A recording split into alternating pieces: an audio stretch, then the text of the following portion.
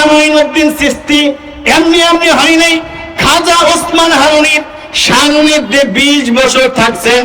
উনার মা সন্তানকে লইয়া খাজা ওসমান হারুনির সান্নিধ্যে সফরত করে বলেছেন, এই যে আব্দুল আজিজ সাহেব হুজুর আছেন, আমার ছেলেকে আপনার রাহে পৌঁছায় দিয়ে গেলাম, আপনি যা ইচ্ছা তাই করবেন, মারবেন, ধরবেন, খাবেন, কোনো অসুবিধা নাই। এখন তো ছেলেদের মারার সুযোগ নাই, ধমক দেওয়ার সুযোগ নাই, শুধু অভিযোগ আর অভিযোগ আসে। কিন্তু খাজা ওসমান হারুনির সান্নিধ্যে খাজা মঈনুদ্দিন চিশতিকে 20 বছর দিয়েছেন, ওস্তাদ বলেছেন 20 বছরের ভিতরে এই সন্তানকে মাথা উঁচু করে কোনদিন কথা বলতে দেখি নাই। তো এমন একজন সন্তান, আদর্শ সন্তান পেয়ে খাজা ওসমান হারুনি ধন্য হয়ে গেছে। তার সব ছাত্রদের টেস্ট করার জন্য একদিন রাত্রিবেলা ঈশানের নামাজের পরে যাই নামাজে দাঁড়াইয়া পূর্ব দিকে ঘুরে সবাই বলছেন, আমার মুরিদান ছাত্র যারা আছো শোনো, তোমাদের একটা কথা বলি, যা বলবো এই কথা আর বাইরে কখনো প্রকাশ করে দিবা না, যারা আছো তারাই শুনবা, এটা আর কাউরে বলবো না, সাবধান করে দিলাম, বলবো না কাউরে। সবাই বলে, হুজুর কাউরেই বলা যাবে না, না বললে কি হবে?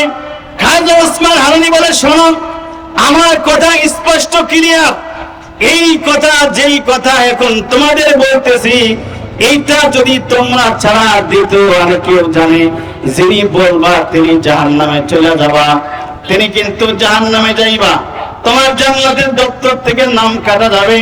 শোনো কথাটা বলি, আমি রাত্রিবেলা স্বপ্ন দেখেছি, এই যে আগামীকাল সকালবেলা ফজরের নামাজ যে ব্যক্তি আমি খাজা ওসমান হারুনির পিছনে যারা ফজরের নামাজ জামাতের সাথে আদায় করতে পারবে, আমি স্বপ্ন দেখেছি আগামীকাল সকালের ফজরের নামাজ যারা আমার পিছনে আদায় করতে পারবে ওদেরকে আল্লাহ পাক বিনা হিসাবে জান্নাতে পৌঁছায় দিবে।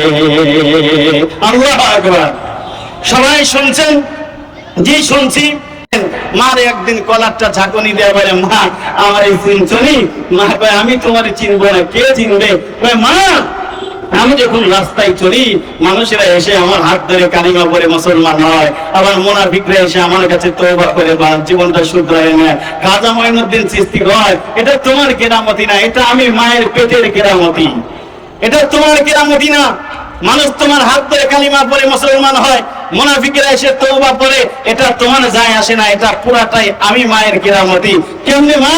এক নম্বর কারণ হইল, তুমি যখন আমার পেটে এসেছিলে, আমি যেদিন বুঝেছি আমার পেটে সন্তান ধারণ করেছে, সেদিন থেকে আমি মা একদিন তোর নানা বাড়ি যাই নাই, বেপরদা অবস্থায় রাস্তাঘাটে একটা দিনের জন্য বের হই নাই, কোনদিন ভিন্ন পুরুষের কুদৃষ্টি আমার চামড়া ভেদ করে আমার রক্ত দূষিত করতে বের পারে নাই, কোন পর পুরুষের জেনার বদনজর আমার দৃষ্টি আচর করতে পারে নাই।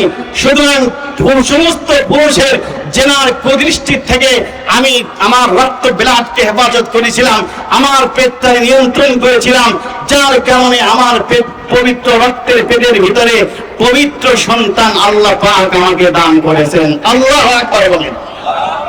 একটা দিন যাই নাই, দিনের কারণে বর্তমান দিন যত গড়াচ্ছে, নারীরা অর্ধ উলঙ্গ হয়ে রাস্তায় চলতেছে, দিন যত এগোচ্ছে আমাদের মা বোনেরা তত পর্দা থেকে দূরে সরে যাচ্ছে।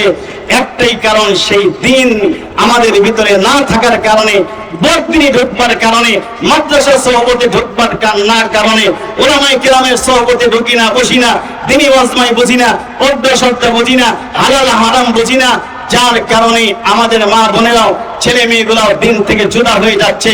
ম্যাক্সিমাম ছেলে মেয়েরা আজকে নেশায় আসক্ত হয়ে পড়ছে।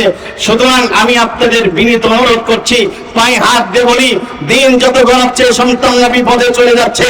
জাতির শ্রেষ্ঠ পিতামাতা হতে চাইলে সন্তানদের মাদ্রাসায় ভর্তি করা ছাড়া, দিনী শিক্ষা ছাড়া বিকল্প কোনো রাস্তা খোলা নাই, ঠিক কিনা বলেন? মাদ্রাসায় দিতে হবে, কলেজ ভার্সিটিতে কখনো পর্দা শিখায় না, পর্দা কলেজ ভার্সিটিতে নাই। যত বড় বিশ্ববিদ্যালয় বলেন আর যত বড় ভার্সিটি বলেন না কেন, কোন ভার্সিটিতে যে মেয়েরা ভার্সিটিতে লেখাপড়া করে যেই মেয়েরা যত বিশ্ববিদ্যালয়ে লেখাপড়া করে ওই মেয়েদের পর্দার পোশাকটা তত ছোট হয়ে যায়, ওই মেয়েরা তত বেশি উলঙ্গ হয়ে যায়। ম্যাক্সিমাম ভার্সিটির মেয়েরা, ম্যাক্সিমাম মেয়েরা উলঙ্গ বেপর্দা হয়ে যায়। কসম করে বলি, যেই যত বড় শিক্ষা বিদ্যালয় ভার্সিটি, ওই ভার্সিটি লেখাপড়া করে আপনার মেয়ে দিনদারি হতে পারে নাই, পরহেজগারি হতে পারে নাই, আল্লাহওয়ালা হতে পারে নাই। সুতরাং এই শিক্ষাই জাতির মেরুদণ্ড হতে পারে না, ওই শিক্ষাই হচ্ছে জাতির ধ্বংসের মূল কারণ। জাতিকে শিক্ষার মেরুদণ্ড দিতে চাইলে, জাতিকে ধ্বংসের হাত থেকে রক্ষা করতে চাইলে কোরআন সুন্নাহর শিক্ষা ছেলে বাচ্চারা বিকল্প কোনো পথ বাংলার জমিনে আর খোলা নাই। ঠিক কিনা বলেন? সম্মানিত সুধী, আমার শেষ নাম্বার কথা হচ্ছে খাজা মঈনুদ্দিন চিশতির 2 মিনিটে শেষ। আমার ওস্তাদ এসে গেছেন, মুহতারাম হুজুর চলে আসবেন 2 মিনিটের মধ্যে ইনশাআল্লাহ আমি শেষ করে দিচ্ছি। 2 নাম্বার কথা হলো, খাজা মঈনুদ্দিন চিশতির মা ছিলেন আলেমদের খুবই ভক্তা। আলেমদেরকে খুব মহব্বত করতেন, খুব তাজিম করতেন, আলেমদেরকে খুব ভালোবাসতেন।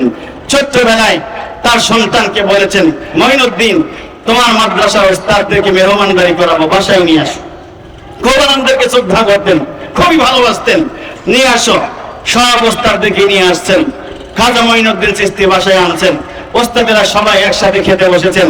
খাজা মঈনুদ্দিন চিশতির মা খাবার পর্দার আড়াল থেকে পরিবেশন করেছেন। ওস্তাদেরা খেতে বসে প্রথম ওস্তাদ যিনি খাবারের এক লোকমা মুখে উঠাইছেন, মুখে উঠানোর পরে বলে, মঈনুদ্দিন রে 1 জগ পানি নিয়ে আয়। খাজা মঈনুদ্দিন দৌড়ে 1 জগ পানি এনে দিয়েছেন। ওস্তাদ সাথে সাথে পুরা পানিটা তরকারির পাতিলের মধ্যে সব ঢেলে দিয়েছে, সব নষ্ট হয়ে গেছে। পুরা তরকারি ঢেলে দিয়েছে, নষ্ট হয়ে গেছে। খাজা ওসমান মঈনুদ্দিন চিশতি কান্দে আর বলে, ওস্তাদ জি, আমার মা রান্না করা কষ্টার্জিত, মা রান্না করেছে কষ্ট করে করে। ওস্তাদ আমার তরকারির মধ্যে পানি ঢেলে দিলেন। তিনি মার কাছে গিয়া বলে, মা কি রান্না করেছেন, হয়তো বা ঝাল বেশি হয়েছে। আমার ওস্তাদ তরকারির ভিতরে পানি ঢেলে দিয়ে সব নষ্ট করে ফেলেছে, কি রান্না করেছেন মা? এবার মা দেখে বলে, বাবা শোন, কসম করে বলি আল্লাহর, আমার খাবার নিশ্চয়ই সুস্বাদ হয়েছে, অসুবিধা নাই। তবে ওস্তাদ দেখিয়া বলে, কোনো না কোনো কারণ আছে। এবার খাজা মঈনুদ্দিন চিশতি দৌড়ায় গিয়ে, ওস্তাদ কেন পানি ঢেলে দিয়েছেন? মা বলে, খাবার খুব স্বাদ হয়েছে, পানি কেন ঢেলে দিয়েছেন? ওস্তাদ এবার খাজা মঈনুদ্দিনকে বুকের সাথে জড়ায় জড়ায় বলে, বাবা আয়, তরকারির মধ্যে কেন পানি ঢেলে দিয়েছি জানো না? এই তরকারির মধ্যে পানি ঢেলে দিয়েছি একটা কারণে। যখন আমি প্রথম লোকমা খাবার মুখে উঠে দিলাম, আমার জিহ্বায় এত মজা লাগছে, এত সুস্বাদু লাগছে, জীবনে জিন্দেগিতে এত মজাদার তরকারি কোনোদিন আমি আমার কিসমতে খাই নাই।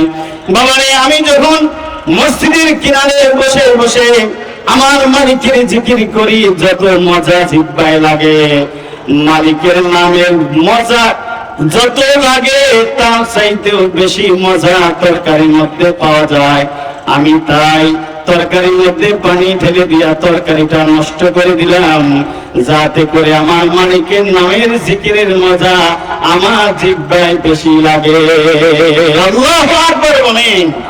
খাজা মঈনুদ্দিন চিশতি কি একবার, মা এত স্বাদ হয়েছে, এত সুস্বাদু হয়েছে যে মালিকের নামে জিকিরের যত মজা লাগে, তার চাইতে বেশি মজা নাকি আপনার তরকারির মধ্যে পাওয়া যায়। খাজা মঈনুদ্দিন চিশতির মা কয়, লাগবে না কেন? আমি যখন আল্লাহর ওলি আলেমদেরকে দাওয়াত করেছি, এই তরকারি রান্না করার সময় আমি সূরা ইয়াসিন, আমি আগে পবিত্রতা অর্জন করেছি, ওযু করে খাবারটা রান্না শুরু করেছি। আর খাবার রান্না শুরু থেকে শেষ পর্যন্ত সূরা ইয়াসিন 21 বার খতম করে করে এই খাবারটা রান্না করেছি। যেই খাবারের মধ্যে ওযু অবস্থায় সূরা ইয়াসিন 21 বার খতম করে করে রান্না করে যেই খাবার রান্না করেছি, এই খাবারের খাবার থাকে না, এটা নূর হয়ে গেছে। এই খাবার যত মানুষ খাবে ততগুলো মানুষ আল্লাহর ওলি হয়ে যাবে। শেষ কথা হলো, আমাদের মা বোনেরা যদি আজ ওই দিন শিখতো, দিন উদয় হতো, ওজুর হালতে সূরা ইয়াসিন আর জিকিরের অবস্থায় যদি খাবার রান্না করে করে আজও যদি স্বামী সন্তানদেরকে খাওয়াইতো, আপনার ঘরটা সুন্দর হয়ে যেত, ছেলে মেয়েগুলা দিনদার হয়ে যেত, বেনামাজি স্বামী নামাজিওয়ালা হয়ে যেত, মূর্খর স্বামী নামাজিওয়ালা হয়ে যেত। কিন্তু তা তো নয়। ম্যাক্সিমাম ঘরের মধ্যে ডিসেল লাইন আর টিভির পর্দা ঝুলিয়ে রাখছেন, ছোট্ট শিশু বাচ্চাকে খাবার খাওয়াচ্ছেন, গ্যাসের চুলার মধ্যে খাবার রান্না করতেছেন, স্টার জলসা জি বাংলা বিভিন্ন ধরনের নাটক সিনেমা চলছে, বাচ্চাদেরকে সিনেমা দেখা দেখা আপনি খাবার খাওয়াইতেছেন।